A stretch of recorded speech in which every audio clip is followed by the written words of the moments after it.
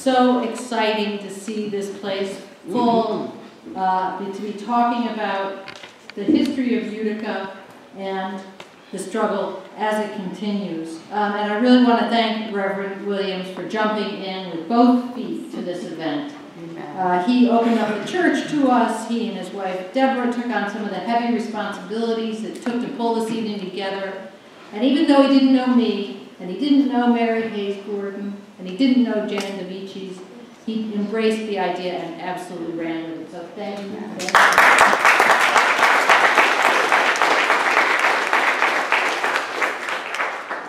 So when I talk about Utica's abolition history, I mean the people of the region, in Utica, in Oneida County, and all over.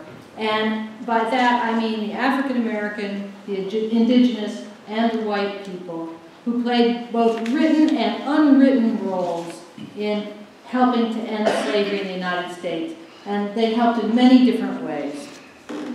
Maybe people signed a petition supporting the abolitionist cause. Collecting signatures and signing petitions and sending them off to Congress was one of the ways that Oneida County's women were able to be involved. Congress received so many of these petitions from all over, and reading them was slowing down their business, that in 1836 they passed a resolution tabling all the petitions so that they wouldn't be read in Congress. You can find copies of these petitions in historical societies all over Oneida County. They were very, very interesting way. This one happens to be from the United Institute, and Dr. Sinnott is going to talk much more about that tonight. The dots, if you can see them, the red dots, I think those are some of the guys who were at the meeting 180 years ago, just going through and trying to compare the signature and what I have from the information available. Maybe people threw their political weight and support into the Liberty Party, which was an early abolitionist party that fielded candidates for president from 1840 to 1848, and that included Gerrit Smith. You may recognize this. These buildings, you may not. Here we have Alvin Stewart's law office. Spencer Kellogg, you're going to learn more about him. His store was right there. And Judge Chester Hayden, this is the site of the 1836 Utica rescue. Maybe that will help a little. Used to be Herb Phillipson's when I lived here. I'm dating myself. This is Solomon Northrop. So here, that's the author of 12 Years a Slave, and this was like within a year or so after he got out. And then the same buildings, and these all exist still. This one was not the same building in 1835. This one was built in 1836, but the other two, they're the same. So maybe did that. Maybe people did what James DeLong did. Now, he was a member of Utica's Common Council and a Morocco leather dealer. His shop was quite near this corner. At night, he used to leave his door open, unlocked, and piles of blankets around. And self-emancipated people would come in from the cold and get some sleep and food. Once, apparently, he came downstairs in the morning and there was 21 people on the floor of his kitchen. That's pretty impressive. Or maybe Uticans were getting involved by rescuing people who had been arrested and accused of fleeing from slavery. In 1836, a group of Utica's a black population from Post Street, along with abolitionists, did just that when two men were brought down to Judge Chester Hayden's office, and they were going to be sent down south to live out the rest of their lives in chains, when the community swept in and grabbed them and liberated them. Just to get a little orientation so we know what the places that we're talking about. Grace Church didn't exist then, but that's, people who are familiar with downtown Utica, that's Grace Church, and that's the busy corner, right? And here's the Bleecker Street Church is right here. That's where the bus turns around now. And Oriskany Boulevard was the Erie Canal. So every time I go over now, and I was meeting Kamel Farden, I don't know if he's here, we did a lot of work doing this together, and he's like, where shall I meet you? And I'm thinking, right near the Erie Canal. We're just getting a Genesis speak here. Come on. Okay.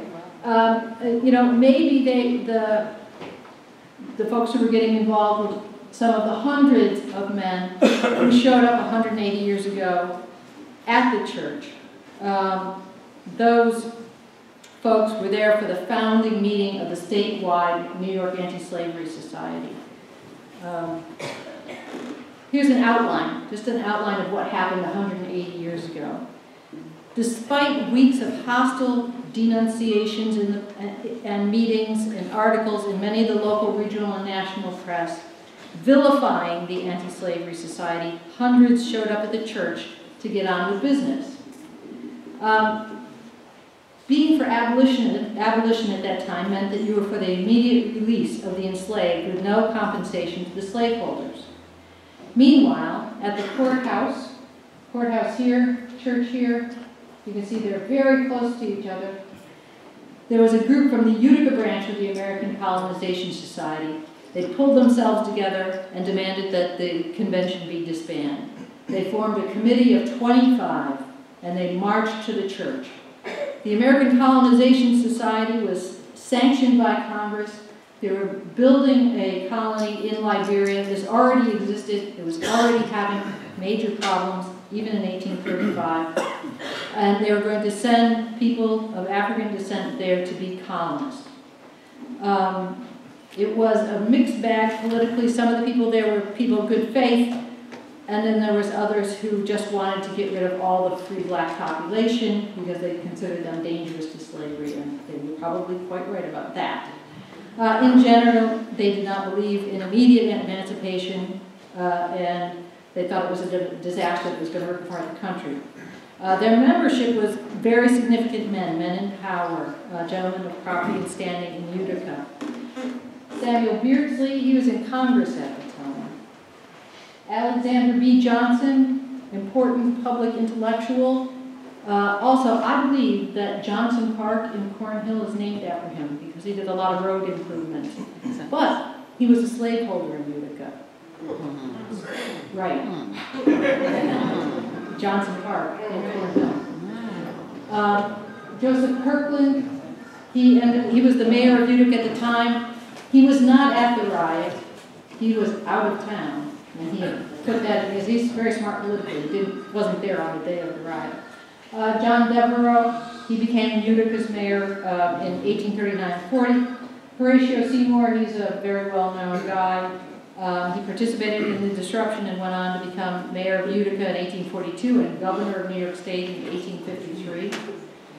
J. Watson Williams, right there. He was one of the committee of 25, and he went on to become mayor in 1847. And Edmund Wetmore, what's interesting is his father was on the inside. He was one of the main organizers, and he was on the and Wetmore was on the outside. And the father was a Revolutionary War veteran who was the secretary of the meeting and who got attacked by somebody, his coat ripped off, and they were trying to get his notes from him. He throws them up into the air. So the feisty father's inside and the son is outside. He's obviously a little bit older there.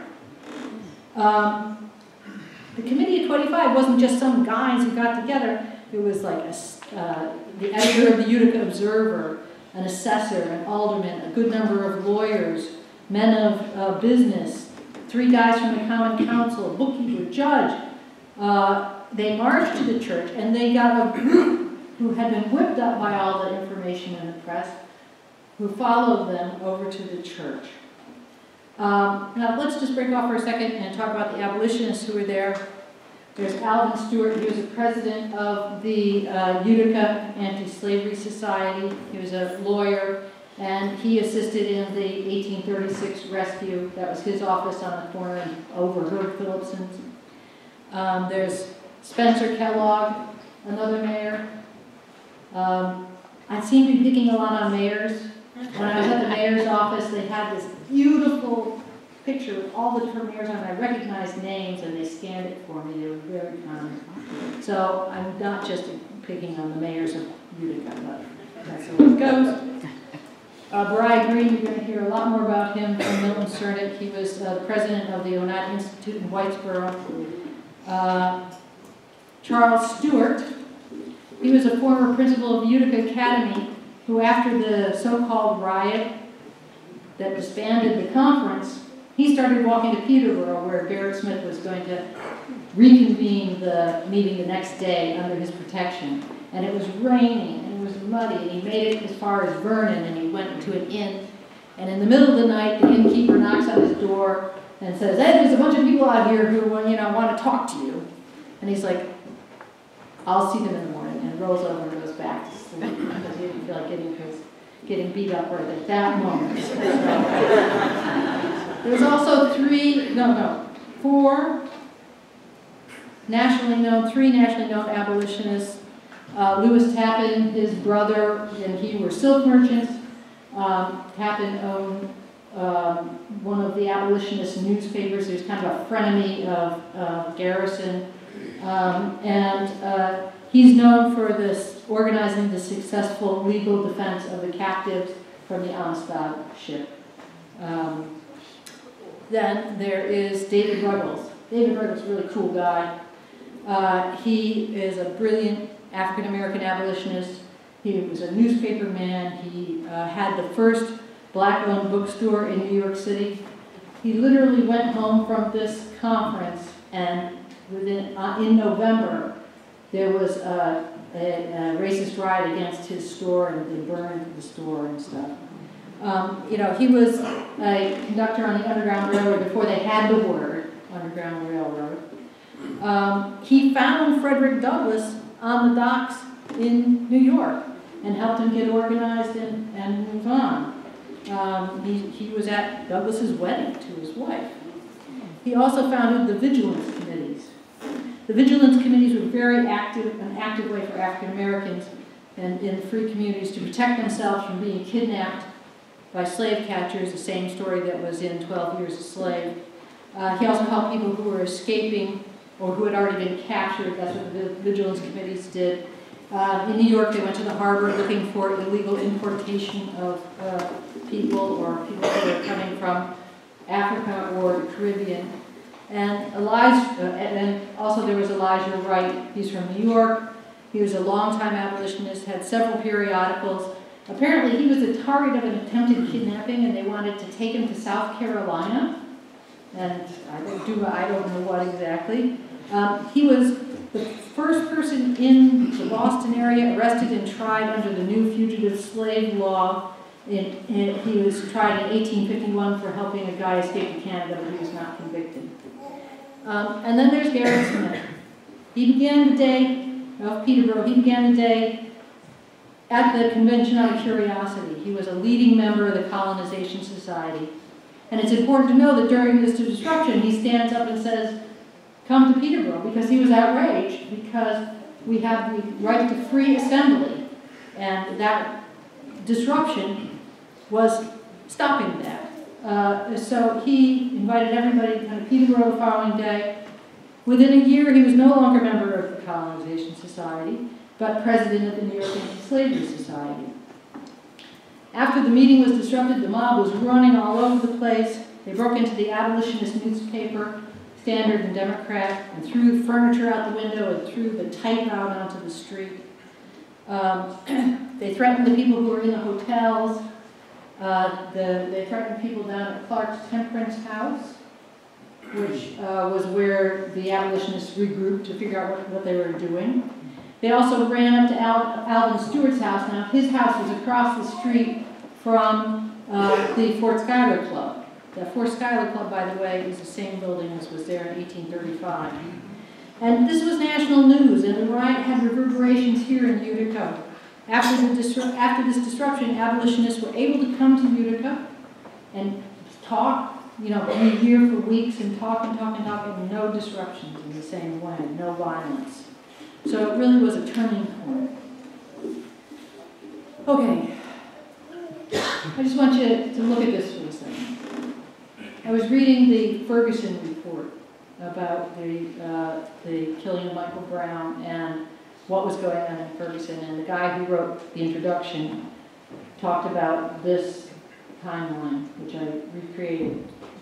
First, African indentured servants come today are 1619, Civil War, slaves are free, and then we got Jim Crow, and 1965, Civil Rights Bill becomes law, and then today.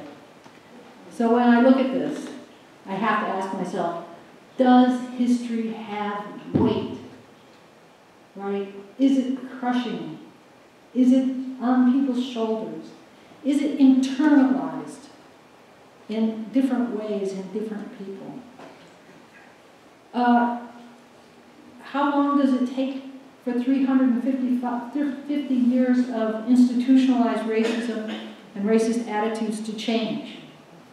50 years after passing the 1965 Civil Rights Act, can we look around? We can look around, we can say things have changed. But attitudes are really stubborn. And history cannot just be wished away. And everybody say, this doesn't matter.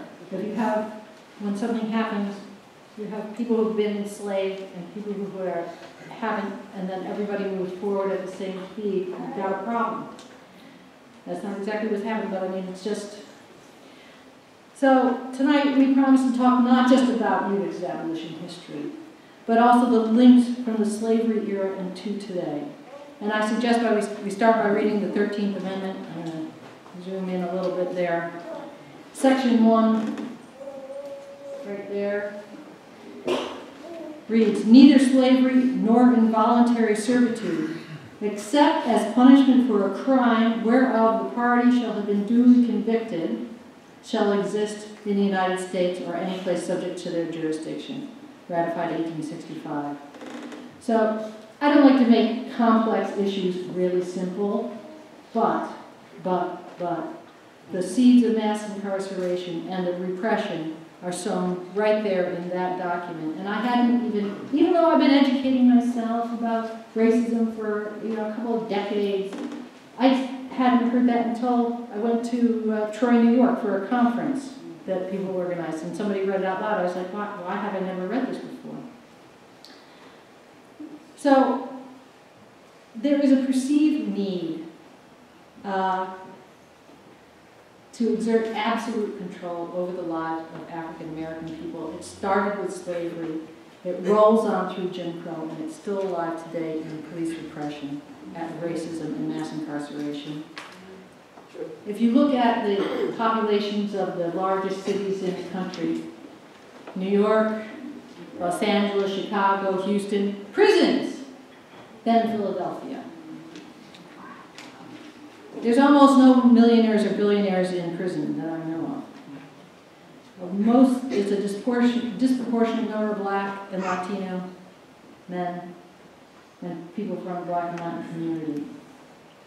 So I was assigned by the steering committee to answer the question of why are we all here. I remember when I was educating myself on questions of racism and the legacy of slavery and the struggle to end it, activist friends told me that white activists like to hide behind the abolition movement and the Underground Railroad. Because you can hold it up as a shield and somehow not be responsible for anything. So, hey, that was going on up here in Utica. It's like this. After World War II in France, in Paris, if you went and talked to anybody, everybody claimed to be in the underground fighting the Nazis and the Vichy government. But that's not how it was, right? That's not how it was. There were people cooperating with the Vichy government. When I found out that there were events of national importance like this disruption, and it happened in Utica, I began to dig and learn about what was going on here. And for the last 8 years, I've been slowly learning more and more about these individuals who were involved. And I've even revising a novel set in Utica in 1835, so hold on. I don't have any copies yet, but it's coming. I guarantee it. And it's going to be fun. This is the background and an Underground Railroad kind of foreground. Anyway, the reason why we're here, it's 180 years, but it's also the aftermath of the horrible massacre at Emmanuel African Methodist Episcopal Church in Charleston, South Carolina. And I was grieving with the rest of everybody. And I was trying to think, what can I do? And I have a certain skill set. And I realized that we could, in the spirit of the multinational abolition movement, both commemorate the 180th anniversary of the Utica riot and try to discuss some of the work that's left to do. And I hope that's what we can do here tonight. I just was reading today in the New York Times that 6 churches around St. Louis black churches, have been burned in the last 2 weeks. These are suspicious farmers.